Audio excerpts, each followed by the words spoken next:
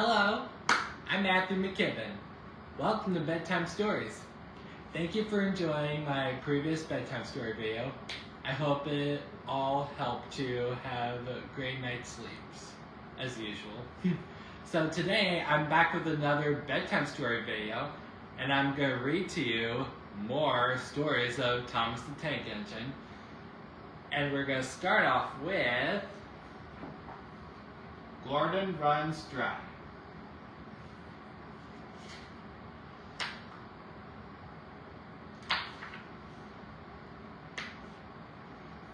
One morning on the island of Sodor, Gordon's coaches were late. "I shouldn't be kept waiting," he moaned. "The express is the most important train on the island." Thomas thought local trains were important too, but Gordon didn't agree. At last, Gordon was coupled to the express and he rushed off to the mainland. Farther along the track, Paxton was pulling stone trucks. He didn't know that Gordon was hurrying towards him. Suddenly, Paxton's signal turned red.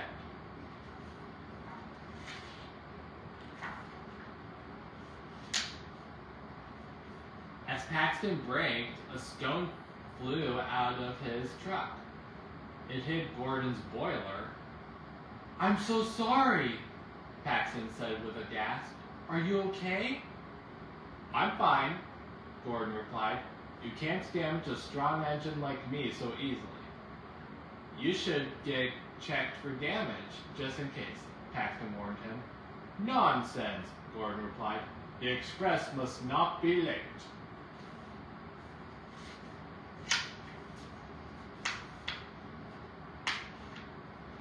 But Gordon didn't get far before his boiler began to run dry. "That's funny," he said to himself. "I thought I had plenty of water." So when he saw a water tower, Gordon asked his driver to stop and fill up his tank. But Gordon didn't get much farther than that before his boiler felt hot and dry again. "I can't stop twice," he fretted. "I'll be late. I must keep going. This is the express."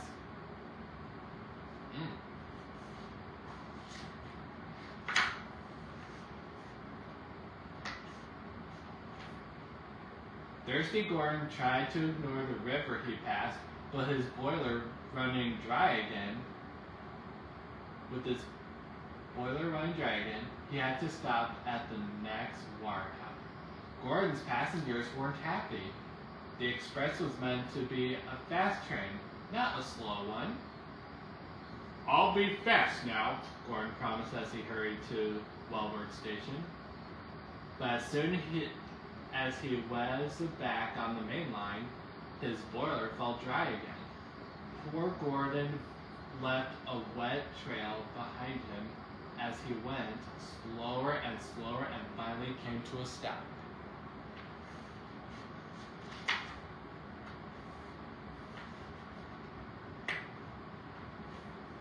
Thomas followed the wet trail along the track and found Gordon.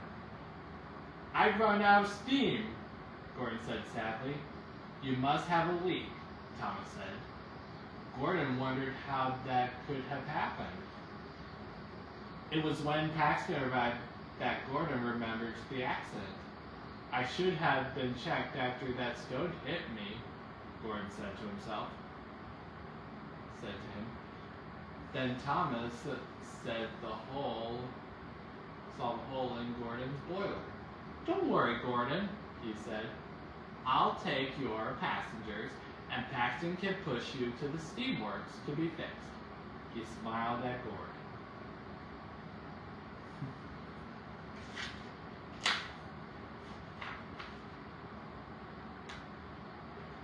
Later that day, Gordon pulled into Catbird Station, blowing steam from his mended boiler.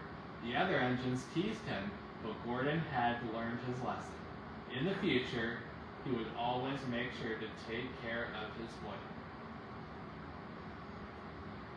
Noisy Stanford.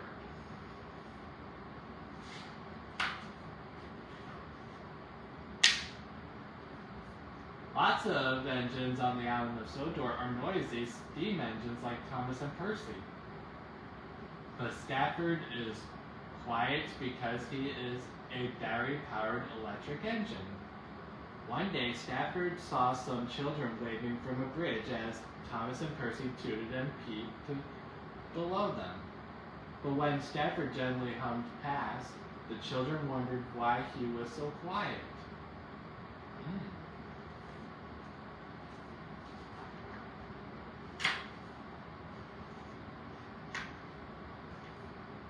A little later, Stafford met Thomas and Percy on the main line. I know I'm an electric engine, Stafford said to them, but I want to chuff and puff loudly like a steam engine. We'll teach you, Thomas said with a smile. Chuff, chuff, chuff, chuff, puff, puff, puff, Stafford said, copying Thomas and Percy. Well done, Stafford, said Percy. You sound just like a steamy. Stafford beamed happily as he raced away.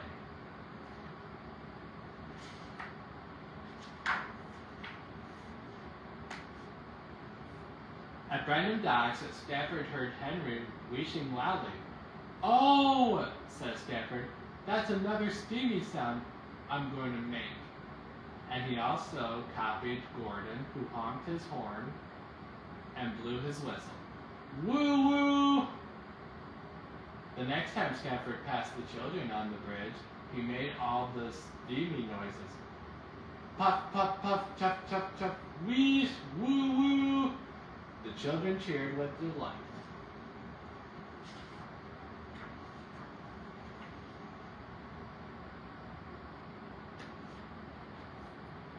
When Stafford went to the yard to charge his battery, Sir Topham was there. He had an urgent job for Stafford. You're needed at Farmer McColl's farm, Sir Topham said. You're just the engine for the job. But when Stafford arrived at the farm, making his steamy sounds, he scared the farmer's sheep. I asked for you because you're a quiet engine, Farmer McColl said to Stafford, but your steamy noises have made my sheep run away. Uh-oh.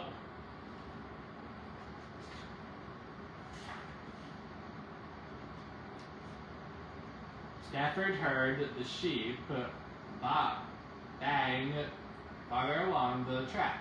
Finally, he took Farmer McColl to find them. Stafford hummed softly as the farmer loaded the sheep into his truck, and he watched happily as they trotted out of his truck into their new field. The sheep really like you because you're nice and quiet, Stafford, said Farmer McColl. Stafford realized that sometimes it was good to be a quiet engine.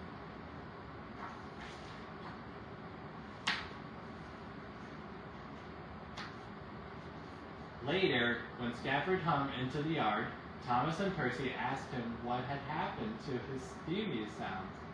I'm not making them anymore, Stafford replied. I'm not Steamy Stafford, I'm Quiet Stafford, the electric engine. And off he went, hardly making a sound.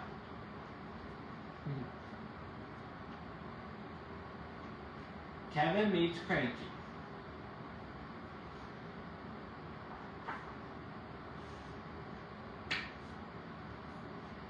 Cranky was having a busy day at the docks.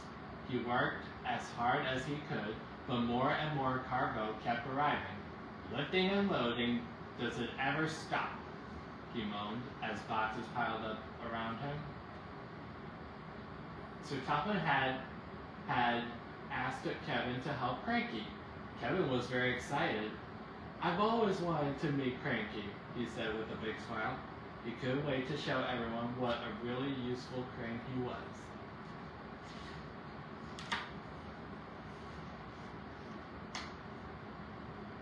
Hello, Cranky, Kevin said when he arrived at the docks. I'm here to lend you a helping hook. What do you want me to do? I don't need any help, Cranky replied. But surely there's something I can do, Kevin replied. Just get out of my way then, Cranky said. I don't need any help. Thank you very much. Kevin moved to a quiet corner of the docks and waited to be called. Don't fret, matey. He's Cranky by name and cranky by nature, Salty said kindly. You'll get used to him.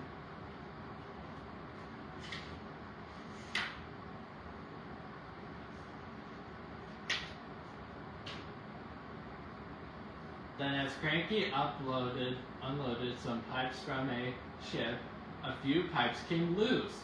Look out! He yelled as they crashed down onto the docks. I'll get them, Kevin called. He rushed to help. Kevin stacked up all the pipes as neatly as he could. There you go, Cranky, all done, he said, but Cranky wasn't happy. That was your fault, he said. You're watching me all the time. It makes me nervous.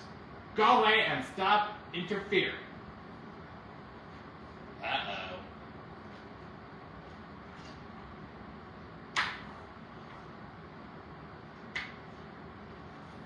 Later, Cranky was carrying a crate of chickens when it cracked open.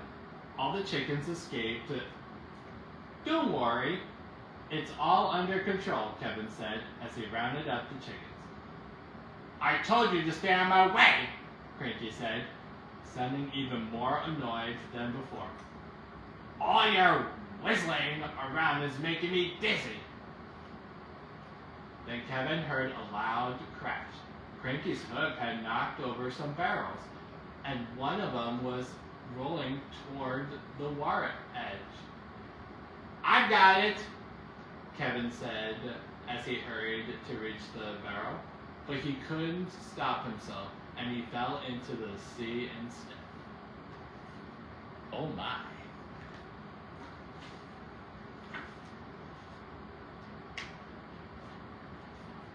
Help! Help! Kevin called. Crane overboard! Salty shouted. Cranky quickly lowered his hook and carefully lifted Kevin out of the sea. Well done, matey, Salty said, smiling. When Sir Topham had heard what had happened, he was not happy at all. I thought I could trust you with this special job, Kevin, he said. It wasn't his fault, sir. Cranky told him. It was mine. Kevin was only trying to help. He's been a really useful crane. Well, it's good to see you getting along so well, Sir Topham had replied. Carry on.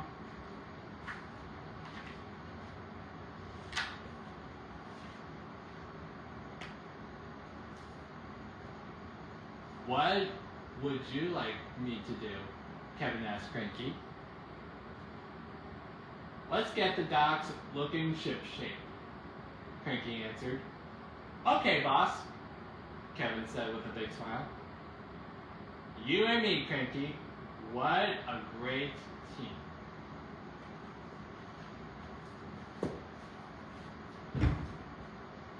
Wow, what'd you think of that? Interesting things happened, like accidents or whatever. So I think I want to start off by talking about how I felt about Gordon's dry boiler. Boy, that was something. But at the close to the end, he realized that he should check himself after getting hit by a rock or stone or whatever. And my feeling from the third story that I read to you with Cranky the Crane, I noticed that Cranky wasn't so sure about having a helpful hand from Kevin, but luckily he got it though. And Sir Topham had luckily arrived to straighten things out with those two crane engines, Cranky and Kevin. And Cranky realized that Kevin was trying to help, and he shouldn't be so hard on Kevin. You know, we humans and creatures that God created get crabby sometimes, but it's just type of emotion that we sometimes get in our heads or whatever. I guess that depends. I get crabby sometimes, but not often because I guess I don't usually feel it in my opinion. Thank you for tuning in to today's bedtime story video. And for what Shelley Duvall said, when you write stories, you can make believe anything. And when you dream, you can make believe anything too. So I hope you all have sweet dreams and hope to see you next time.